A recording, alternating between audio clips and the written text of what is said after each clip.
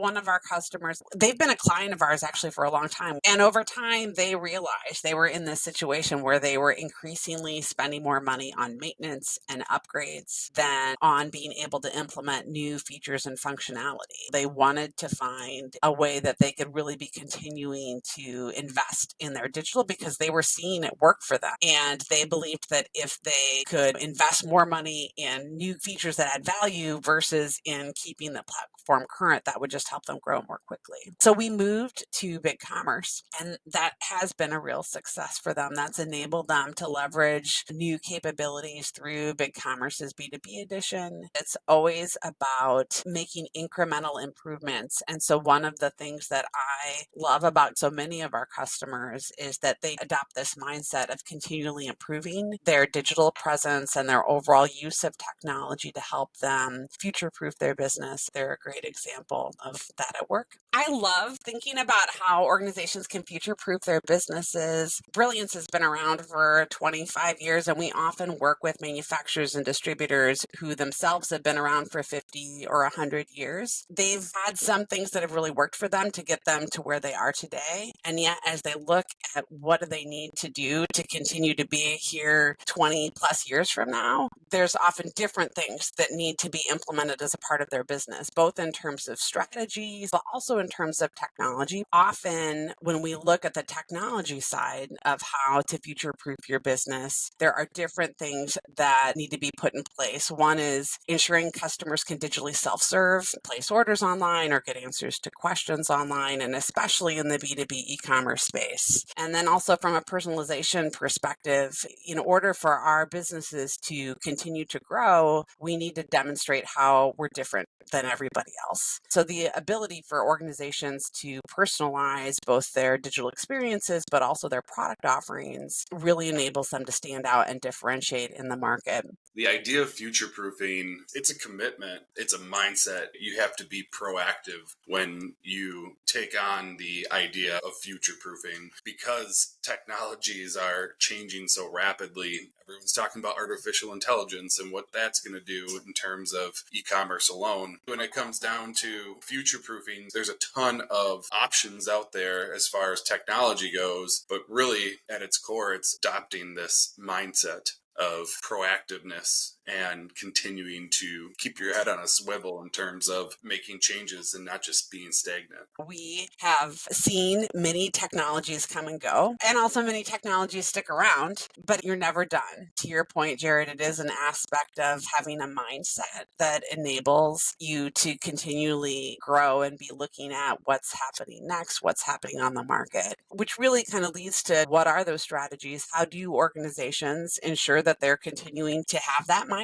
It can sound really basic, but setting goals and sharing them with your team. Many organizations have goals that they set corporately as an organization, but often they don't translate those down in terms of what that looks like for their digital strategy. Being able to be really clear about this is what we're looking to achieve, not just in the next year, but in the next 3 years or 10 years, where are we headed? What are the strategies we can use to get there? Just having that mindset to know that you're never done. It's not like we're going to have this big project and we can check off the box because there's always going to be more to do.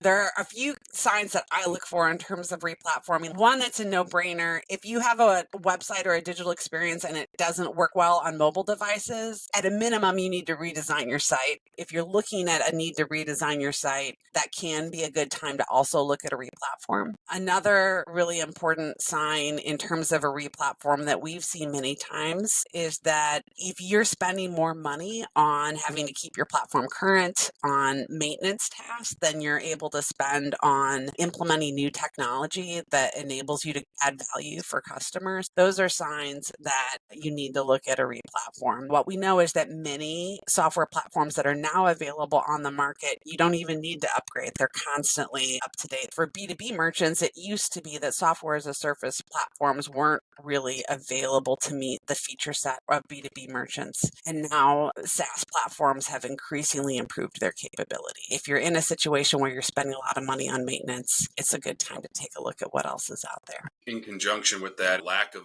core integrations with other systems, specifically in our world, in the B2B world, often we see organizations that are making a change in their ERP or their business management solution. They deem this is the time then to be replatforming our e-commerce solution, which makes a lot of sense because if your ERP is not tightly integrated with your e-commerce solution, you're going to end up with a bunch of additional work that you may not want to be taking on at this point.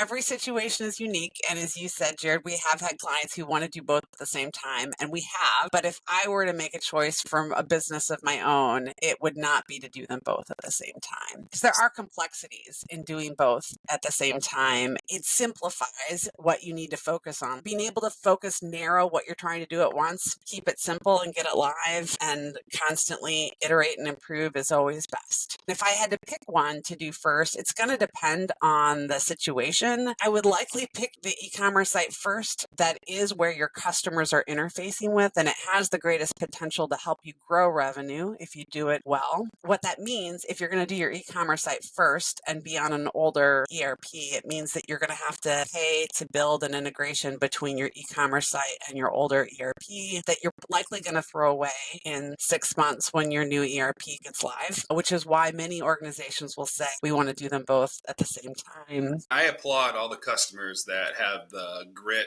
and tenacity to take on both projects at the same time. Yeah. And I understand their perspective in terms of, hey, might as well just bite the bullet and get them both done. But to your point, because of the complexities associated with both those implementations, I'd rather start with the ERP. Each situation changes because, to your point, you have to have the background on those organizations. My logic for ERP first is that someone has an e-commerce solution up and running. They need to replatform to something better. I'd rather have my central source of truth, the ERP, in a strong standing place or tackle that new one. One of the things that I want to look for is the company themselves. I often will look at Gartner and Forrester Research and other analyst firms to get a sense of what confidence analysts have in the software company, because you want to know that you're picking a vendor that they themselves are investing in innovation and that aspect of like future proofing, how they're architecting their solution, so that the vendor you're hitching your wagon to is interested and invested in the things that are going to be important to you,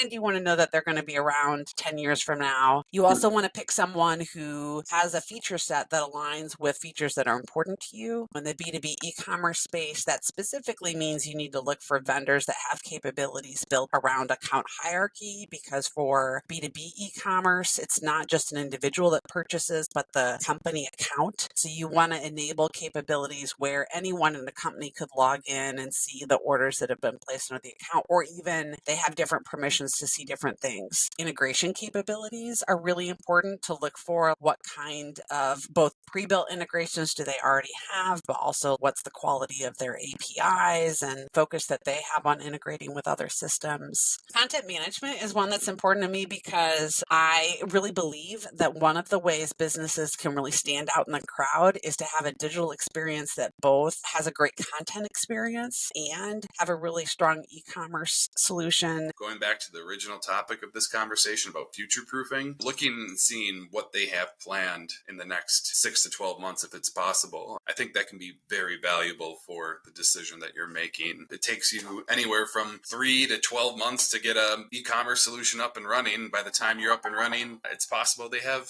additional features that are coming out. And so you'd want to know that as well.